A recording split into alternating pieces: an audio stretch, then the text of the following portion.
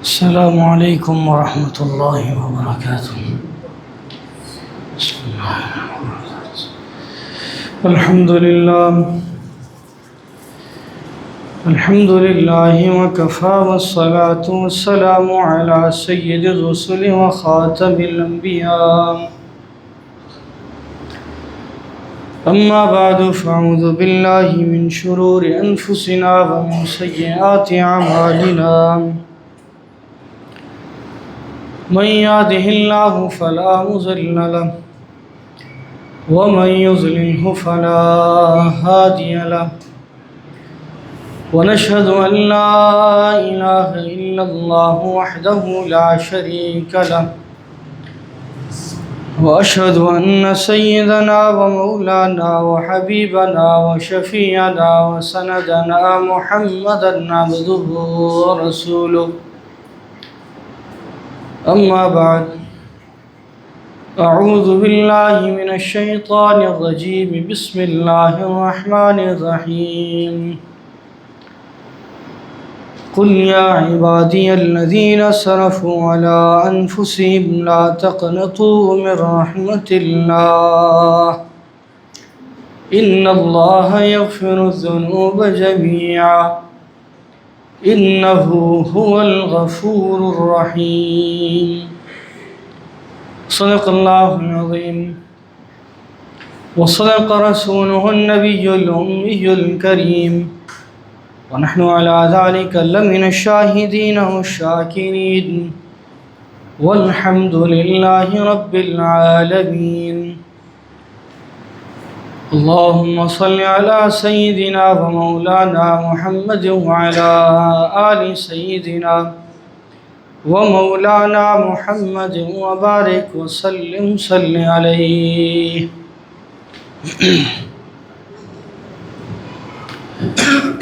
محترم و مکرم سامعین،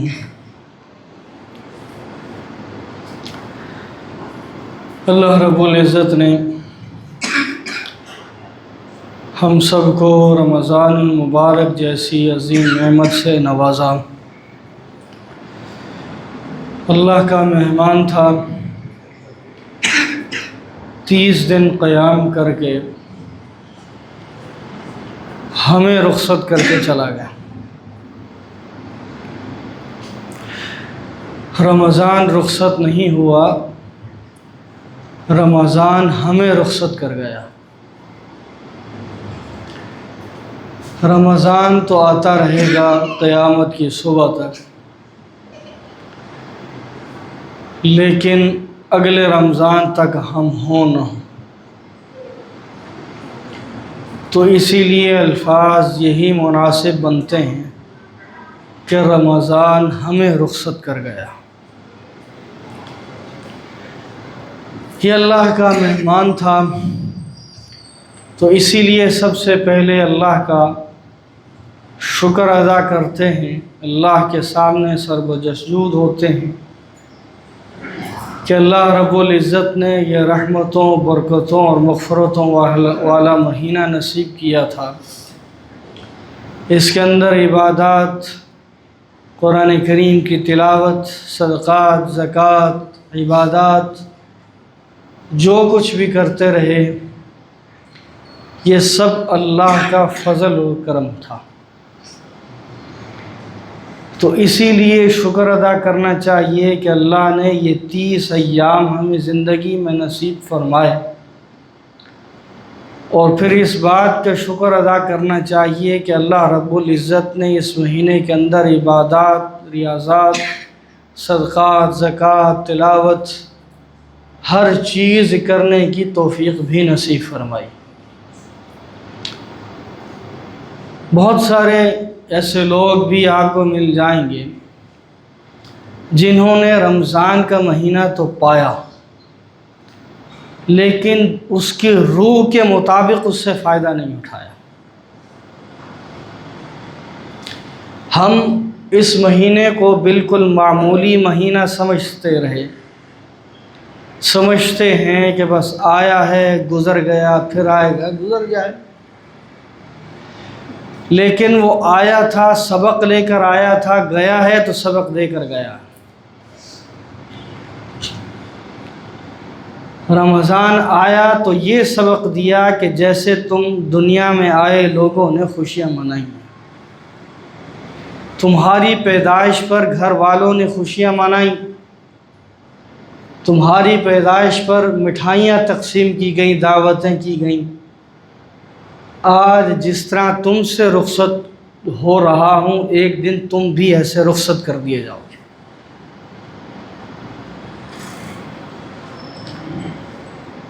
یوں سمجھ لیجئے کہ یہ رمضان ہماری زندگی ہے۔ آئے تھے، چند روزہ رہیں گے، آخر چلے جائیں گے۔ بالکل مختصر سا وقت ہے۔ اب اس مختصر وقت میں یہ دیکھنا ہے کہ میں نے کیا کھویا ہے اور کیا پایا ہے۔ اپنے ہی گریبان میں سب سے پہلے جھانکنا ہے، کسی اور کو نہیں کہنا، کسی اور پہ فتوے بازی نہیں کرنی۔ تو نے تو رمضان ایسے گزارا، تم نے تو یہ کیا، تم نے تو وہ، کہ نہیں۔ بالکل اکیلی جگہ پر، جس کو مراقبہ کہتے ہیں، وہاں اکیلے بیٹھ کر سوچئے کہ یہ جو زندگی کا حصہ گزرا ہے، جب سے میں نے ہوش سنبھالا ہے آج تک، کیا کھویا اور کیا پایا ہے۔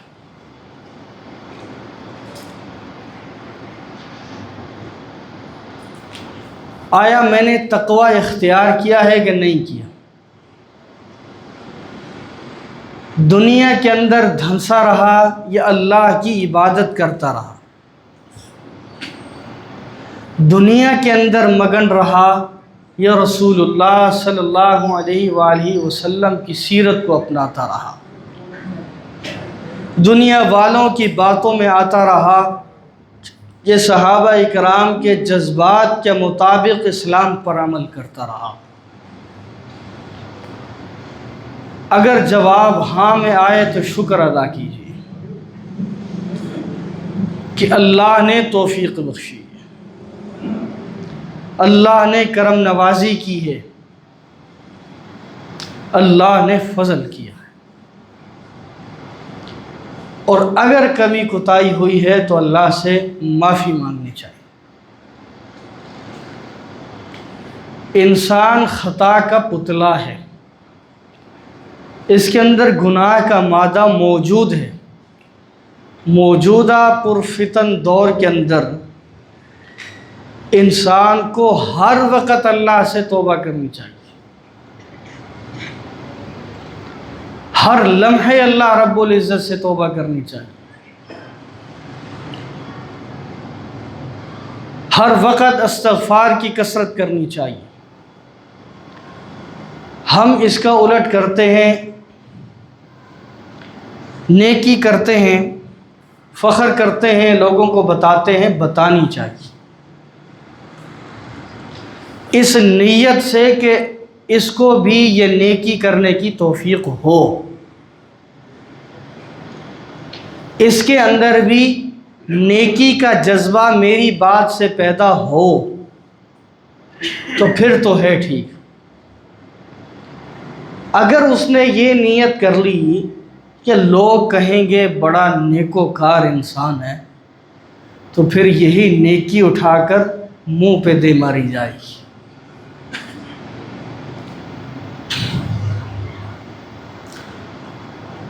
جیسا کہ میں نے گزشتہ سبق میں عرض کیا تھا کہ یہ دنیا مومن کے لیے قید خانہ ہے۔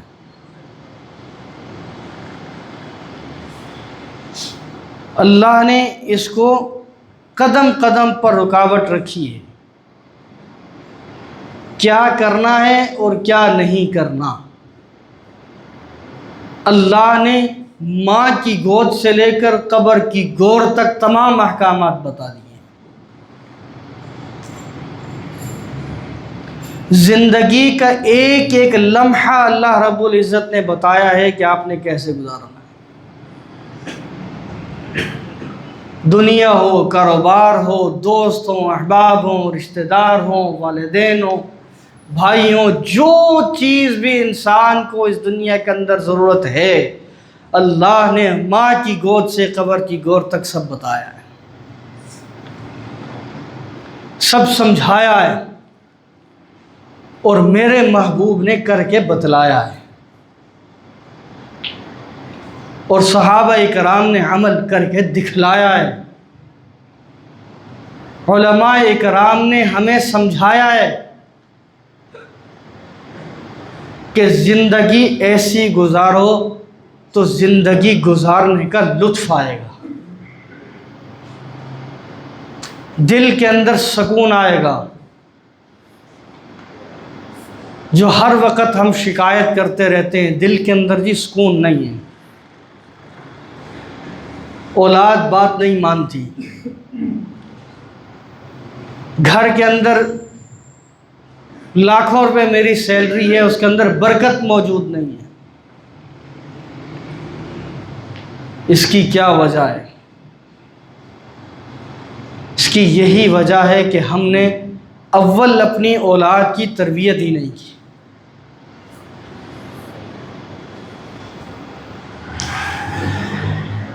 उसे नहीं समझाया कि हलाल और हराम क्या होता है।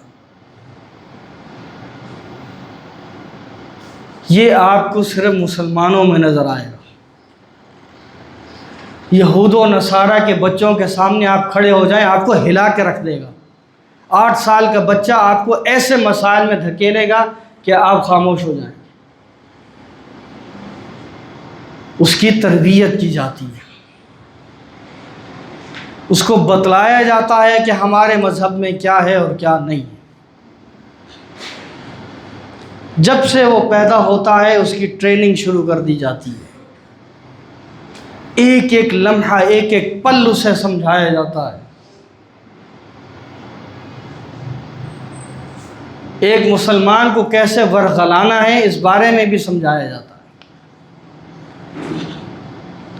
उसको उसके दीन के बारे में पूछिए कि जिस मज़हब पे वो है, वो आपको एक एक चीज़ डिटेल के साथ बतलाएगा। वहीं पर एक 8 साल के किसी मुसलमान बच्चे को खड़ा कर दिया जाए और उसको कहा जाए कि सिर्फ अल्हम्दुलिल्लाह का तर्जमा भी बता दो, वो नहीं बता सकता, इल्ला माशाअल्लाह कोई।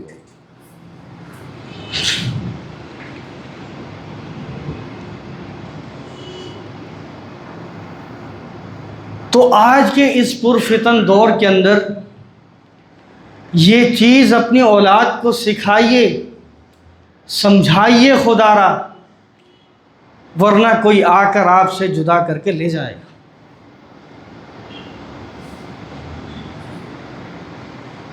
आज सोशल मीडिया के अंदर और यहाँ पर जो आपके रमज़ान मुबारक के अंदर जो तमाशे खेले गए हैं, टीवियों पर बैठकर कुरान व माफीहा से नाबलद लोग बैठकर आपको दीन सिखाते रहे, आप सीखते रहे। सहाबा इकराम रिज़वानुल्लाहि ताला अलैहिम अजमाइन के बारे में आपके दिमाग में बुग़्ज़ भरा जाता रहा। यहाँ तक कि एक साहब ने तो यहाँ तक आकर कह दिया कि डांस में भी अल्लाह नज़र आता है। मेरे पास वीडियो मौजूद है वो हज़रत साहब की। कहते जी मैं जब नरगिस का डांस देखता हूँ मुझे खुदा याद आता। आपने तो फहाशी की तरफ ली। अब एक आदमी बच्चा जब ये बात सुनेगा वो क्या समझेगा, वो किस तरफ जाएगा? वो तो कहेगा ना कि ये जो कहा जा रहा है इसका मतलब है इस्लाम इसकी इजाज़त दे रहा है।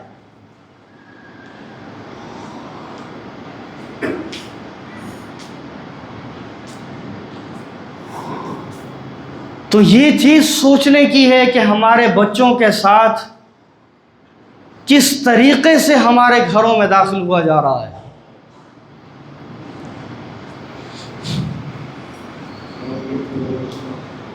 हम क्यों पसे पुश डाल रहे हैं? پھر ایک اور چیز، اگر ایک کوئی شخص یا بچہ یا نوجوان چل رہا ہے دین پر،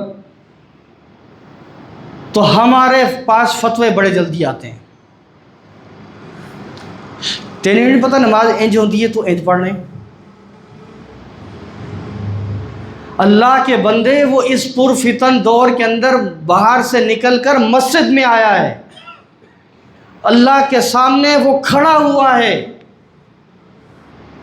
اس کو اگر اس کے اندر کوئی غلطی موجود ہے تو اسے سائڈ پر لے جاؤ، بیٹا آپ کے اندر یہ غلطی موجود ہے، نماز اس طریقے سے نہیں، نماز اس طریقے سے ادا کرو. تو ایک تو اس کے دل میں آپ کی عزت بڑھے گی، دیکھو میرے اندر غلطی تھی، سائڈ پر اس نے بلا کر مجھے کہا ہے. دوسری چیز، وہ اس چیز کو ٹھیک کر کے اس پر عمل کرنے کی کوشش کرے گا. لیکن جس انداز سے ہم سمجھانے کی کوشش کرتے ہیں، یقین مانیے اس کے دل کے اندر نفرت آ جاتی ہے. کہنا پہلے بھی نہیں سی پڑھ رہا، ہوں بھی نہیں سی پڑھتا، ٹھیک ہے بس ختم کر. تبلیغ میں ایک یہاں ساتھی آئے تھے، انہوں نے ایک واقعہ سنایا. وہ کہ ایک شخص کے پاس ہم گئے، اسے بڑی مشکل سے راضی کیا کہ مسجد میں آؤ. کئی دن اس کے اوپر محنت لگی، آخر کار وہ مسجد میں آ گیا. تو جب وضو خانے میں بیٹھا تو دھاڑے مار مار کر رونے لگا. وہاں کے جو امام صاحب تھے وہ بھی ہمارے ساتھ موجود تھے، تو انہوں نے پوچھا کہ بیٹا کیا ہوا؟ انہوں نے کہا آج 25 سال کے بعد مسجد میں آنا ہوا ہے. انہوں نے وجہ پوچھی، اس نے کہا اسی مسجد میں اسی جگہ پر بیٹھا وضو کر رہا تھا کہ ایک آدمی نے آ کر تان کیا تھا مجھ پر، وہ دن تھا، آج کا دن ہے، میں مسجد میں داخل ہی نہیں.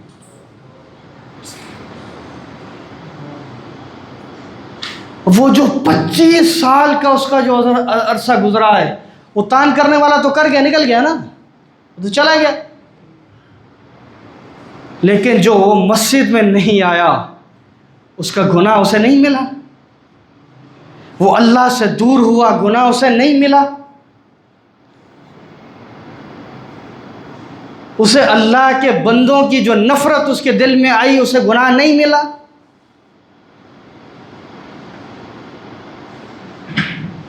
تو یہ چیز ہم سوچتے نہیں ہیں. میں بار بار کیوں اپنے ان اسباق میں توبہ اور ان چیزوں کا ذکر کرتا ہوں؟ اسی لیے کرتا ہوں، خدا کے لیے اس طرف متوجہ ہو جائیے. دنیا آئے گی، آنی جانی چیز ہے، لیکن بعد میں قبر میں جا کر پچھتانا نہ پڑے. کیوں میں اصحاب رسول صلی اللہ علیہ وسلم کے واقعات سناتا ہوں؟ اسی لیے سناتا ہوں ان کے کس طرح کی ان کی زندگی تھی، اور کیسے وہ نبی کریم صلی اللہ علیہ وسلم کی خدمت میں آئے اور کیا سے کیا ہو گئے.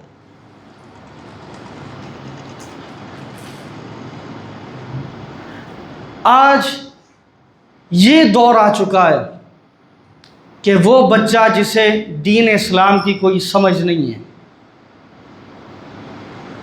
لیکن وہ اصحاب رسول کے بغض کے بارے میں سوال ضرور کرے گا.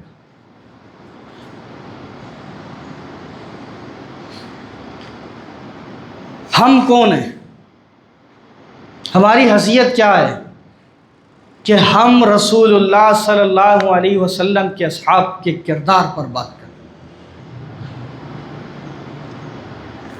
جن کے کردار کی گواہی خود رب العالمین دے رہا ہے، جن کے کردار کی گواہی خود رسول اللہ صلی اللہ علیہ وسلم دے رہے ہیں.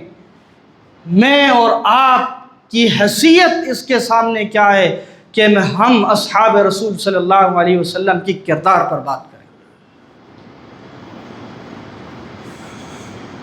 نبی کریم صلی اللہ علیہ وسلم کی سنت کو میں جھٹلا رہا ہوں،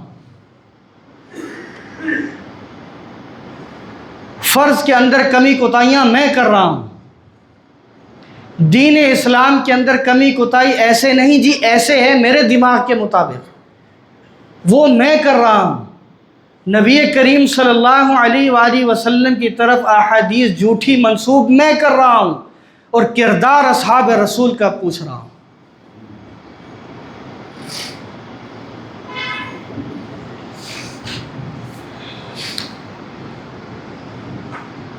وہ اصحاب رسول جن کے بارے میں قرآن کہہ رہا ہے رضی اللہ عنہم ورضوا۔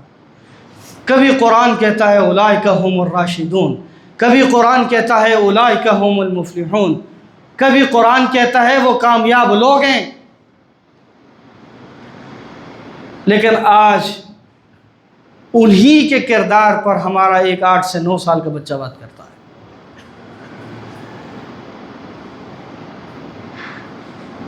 کیوں کہ ہم نے اپنی اولاد کی تربیت ہی نہیں کی۔ دنیا تو سمجھائی اسے، یہاں تک سمجھایا گیا بیٹا کھانا کھاتے ہوئے چمچ کیسے رکھنا ہے، اس کے ساتھ ٹشو بیٹا آپ نے کیسے پکڑنا ہے، آپ نے کسی محفل میں بیٹھنا ہے تو کیسے بیٹھنا، اچھی بات ہے، سکھانا چاہیے۔ لیکن ہم اس بچے کو یہی نہیں سکھاتے کہ آپ کے سامنے اگر دنیا کے علاوہ اگر دین کی بات کی جائے، آپ کو پتہ ہونا چاہیے کہ حلال کیا ہے اور حرام کیا ہے، آپ کو پتہ ہونا چاہیے نبی کی سنت کیا ہے اور کیا نہیں ہے، آپ کو پتہ ہونا چاہیے اللہ کس چیز سے راضی ہوتا ہے اور اللہ کس چیز سے ناراض ہوتا ہے۔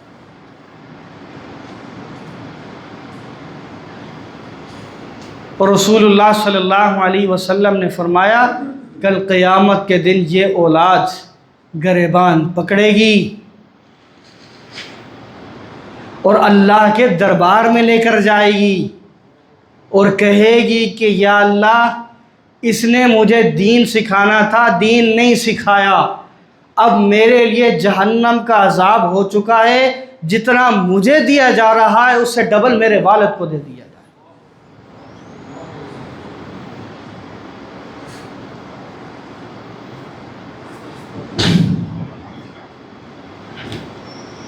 نہیں سوچتے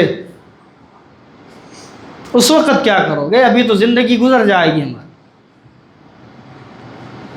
تو یہ چیز رمضان المبارک کے اندر بہت نظر آئی۔ بچہ ہے جی، بچہ اگر وہ سامنے کھا پی رہا ہے، صحت مند ہے، سب کچھ ہے، منع کیا جا رہا ہے، اس کا والد آ کر کے بچہ ہے جی، بڑا ہو کے کر لے گا جی، ابھی اس کی زندگی کیا ہے، بچہ ہے۔ کالج یونیورسٹیز کے اندر اگر کسی بچے کو غلط کام کرتے ہوئے دیکھوں تو بتاؤں تو وہاں کا پروفیسر مجھے آ کر کہتا ہے سر جی بچہ ہے، علی تو ہون تازہ تازہ وہ آیا ہے تو وہ سیکھ جائے گا، علی بڑی زندگی پئی ہے۔ تو میرا یہی ان سے سوال ہوتا ہے، اگلے لمحے کی گارنٹی دے دو کہ یہ زندہ رہے گا تو میں کہنا چھوڑ دوں گا، صرف ایک لمحے کی، بس زیادہ نہیں مانگتا۔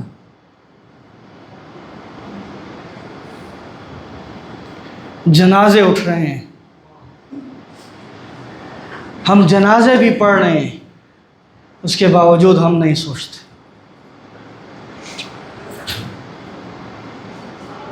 ہمارے ایک استاذی تھے، وہ ایک واقعہ سنایا کرتے تھے، ایک صاحب آئے میرے پاس دھاڑے مار مار کر رونے لگے۔ میں نے پوچھا یار بات کیا؟ اس نے کہا جی مدرسے میں داخلہ دے دو۔ کہا یہاں تو ہم کافی بڑے ہو چکے ہو، ویسے کلاس میں تو نہیں بٹھا سکتا، ویسے تو دین سیکھنا ہو آ جائے کرو، میں حاضر ہوں۔ اس نے کہا نہیں جی داخلہ لینا ہے۔ حضرت نے پھر بات پوچھی بات کیا ہے؟ تو اس نے کہا پتہ نہیں 45 یا 50 کے قریب میری عمر ہے، ساری زندگی امریکہ میں ادھر ادھر گزری، پڑھا یہاں ہوں، نوکری وہاں کی ہے، کل میرے والد کا انتقال ہوا، اللہ کی قسم اٹھا کر پوچھ لیجئے کہ میں جنازے پر کھڑے ہو کر تکبیر میری زبان پر جاری نہیں ہو رہی تھی۔ جنازہ تو دور کی بات ہے، مجھے پتہ ہی نہیں تھا کہ کرنا کیا ہے۔ اب احساس ہوا باپ کے جنازے پہ دنیا سیکھ لی، دین نہ سیکھ سکا۔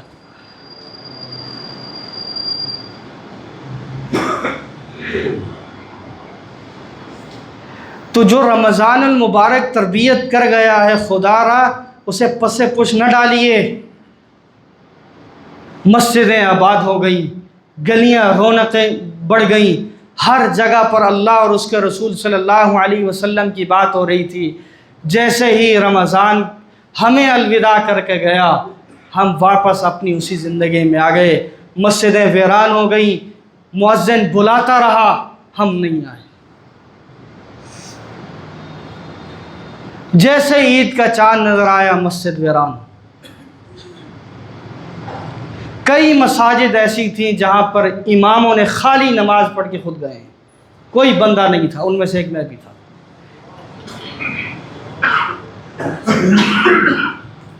عید کے 3 دن یا 4 دن بعض اوقات ایسی نمازیں بھی میرے اوپر آئیں، میں اعلان کرتا رہا کہ خدا کے لیے کوئی مسجد آ جاؤ، میں نے جماعت کروانی ہے۔ کوئی نہیں تھا، اکیلا پڑھ کر آیا۔ مسجد بددعا نہیں کرے گی؟ مسجد نہیں پوچھے گی؟ مسجد اللہ کے حضور شکایت نہیں کرے گی؟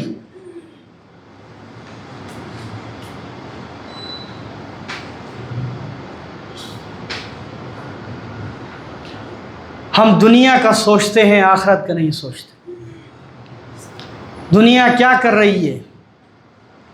دنیا کے لیے ہر کام کریں گے، دنیا کے لیے چاہے مال و دولت ہر چیز کرنی پڑے وہ ہم کریں گے، لیکن نہیں کریں گے تو اللہ اور اس کے رسول صلی اللہ علیہ وسلم کی تعلیمات پر عمل نہیں کریں گے۔ آج بھی وہی چیز، وہی نماز ویسے ہی فرض ہے جیسے رمضان میں فرض تھی، تلاوت ویسے ہی ہے جیسے رمضان میں تھی، نفل ویسے ہی ہیں جیسے رمضان میں تھے، سنت رسول صلی اللہ علیہ وسلم ویسے ہی ہے جیسے رمضان المبارک میں تھی۔ ہم مسلمان رمضان کے نہیں ہیں، ہم مسلمان پوری زندگی کے ہیں، ہر لمحے کے ہیں، ایک ایک پل کے ہیں۔ جس طرح ہم نے رمضان کی یہ زندگی گزاری ہے، اسی طریقے سے ہمیں دیگر زندگی بھی گزارنی پڑے گی۔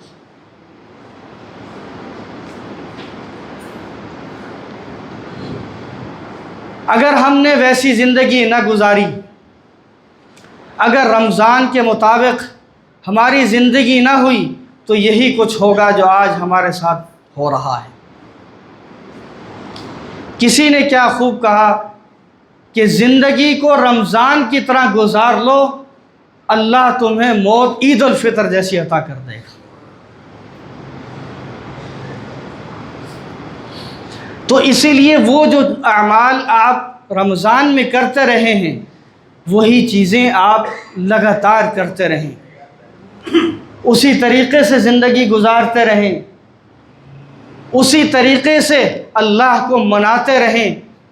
اللہ رب العزت کو دلیل نہیں چاہیے، اللہ رب العزت کو کسی چیز کا ثبوت نہیں چاہیے۔ اللہ رب العزت آپ کو یہ نہیں کہتے کہ فلاں یہ کر کے آؤ، وہ کر کے آؤ، فلاں جگہ جاؤ، نہیں، فرمایا کہ آؤ، جھکو، ندامت کا ایک آنسو بہا دو، زندگی کے گناہ معاف کر دوں گا، نیکیوں میں بدل دوں گا۔ آؤ تو صحیح، جھکو تو صحیح، مانگو تو صحیح۔ اللہ ہر چیز پر قادر ہے۔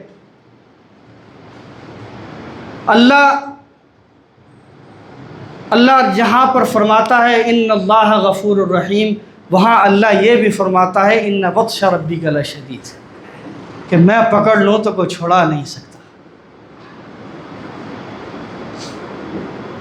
تو یہ چیزیں کرنا، نیکی کر کے سوشل میڈیا پر ڈالنا، لوگوں کو بتلانا میں نے یہ کر دیا، میں نے اتنے کروڑ روپے جو ہے وہ رمضان المبارک کے اندر اللہ کے راستے میں تقسیم کر دیے، مجھے مبارکباد دی جائے، یا یہ کیا جائے یا وہ کیا جائے۔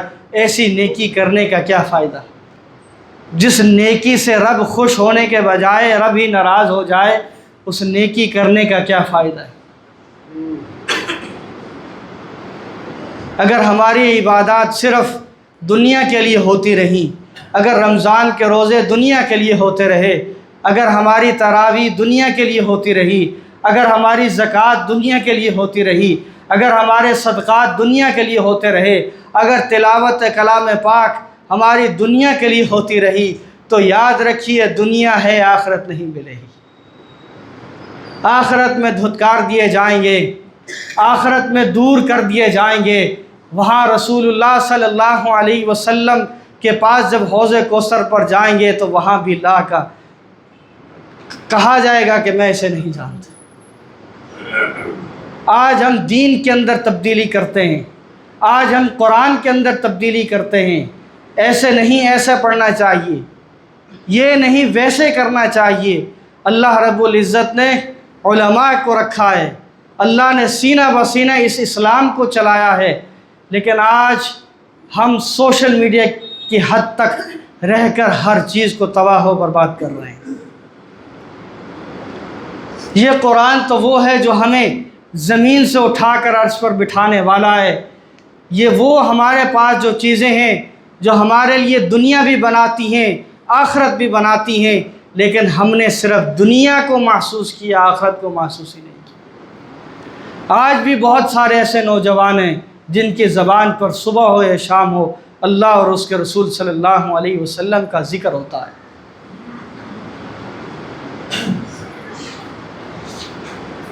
امام ابو عاصم کوفی رحمۃ اللہ علیہ یہ بہت بڑے عالم دین تھے.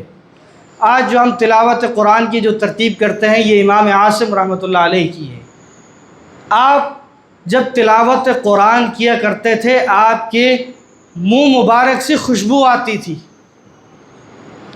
ایک شاگرد نے بڑی مشکل سے پوچھا کہ حضرت کیا وجہ ہے کہ آپ دوسرے کلام بھی کرتے ہیں، دوسری چیزیں بھی کرتے ہیں آپ، لیکن جب تلاوت قرآن کرتے ہیں تو آپ کے منہ سے بڑی عظیم خوشبو آتی ہے جو دنیا کی محسوس نہیں ہوتی. حضرت نے فرمایا کہ آپ کو معلوم ہے میں ہر وقت ہر لمحہ قرآن کی تلاوت کیا کرتا ہوں. ایک دن ایسے ہی تلاوت کرتے کرتے سو گیا، خواب میں رسول اللہ صلی اللہ علیہ وسلم کی زیارت ہوتی ہے. فرماتے ہیں اے عاصم تو تلاوت کر، مجھے بہت اچھا لگتا ہے، تیری تلاوت سے اللہ بڑا خوش ہوتا ہے. رسول اللہ صلی اللہ علیہ وسلم نے ذرا قریب فرمایا اور منہ پر بوسہ دیا. وہ دن ہے، آج کا دن ہے جب تلاوت قرآن کرتا ہوں تو منہ سے کستوری کی خوشبو آتی ہے.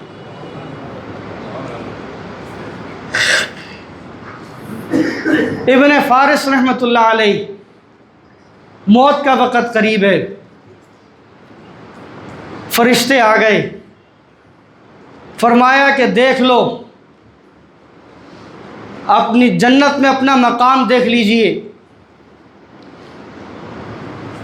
ابن فارس رحمۃ اللہ علیہ نے فرمایا پوری زندگی ایک ہی خواہش رہی ہے کہ اللہ کی زیارت ہو جائے. اب بھی وہی خواہش کا اظہار کرتا ہوں کہ اللہ کی زیارت ہو جائے.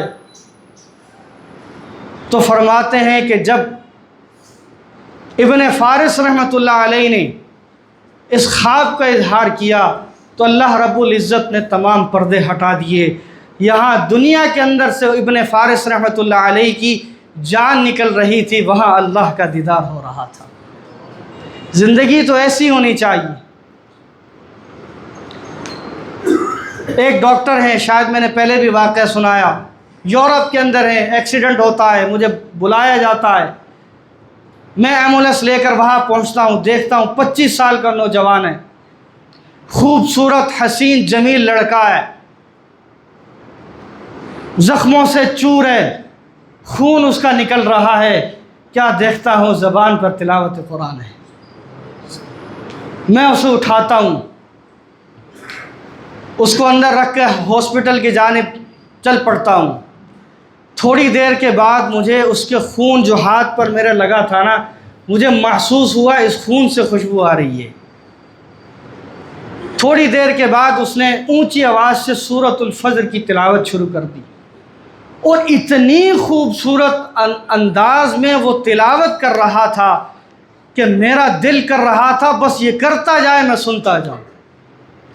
جب وہ سورۃ الفجر کی آخری آیات پر آیا یا ایتھا النفس المطمئنہ ارجعی الی ربک راضیۃ مرضیہ فادخلی فی عبادی وادخلی جنتی، یہ اس کے آخری الفاظ تھے، روح پرواز کرے. یعنی کہ وہ آیت بھی یہی پڑھ رہا تھا کہ اللہ رب العزت نے فرمایا کہ جس کا نفس مطمئن ہو گیا، جس نے اللہ کو پا لیا، اسے کہہ دیں گے کہ وادخلی جنتی، کہ جنت میں داخل ہو جا۔ آج ہم کیوں نہیں کر سکتے؟ ہمیں بھی اللہ رب العزت نے موقع دیا ہے، ہمیں بھی اللہ رب العزت نے یہ لمحات دیے۔ تو اسی لیے جیسے میں پہلے عرض کر رہا تھا کہ ہم نے رمضان کو الوداع نہیں کہا، رمضان نے ہمیں الوداع کہا ہے۔ رمضان تو آتا رہے گا زندگی میں بار بار، لیکن ہم ہونا، ہم رمضان کو پائیں یا نہ پائیں، ہم رمضان کو محسوس کر سکیں نہ کر سکیں، یہ تو قسمت والے لوگ ہوں گے جو دوبارہ رمضان المبارک کا مہینہ پائیں گے۔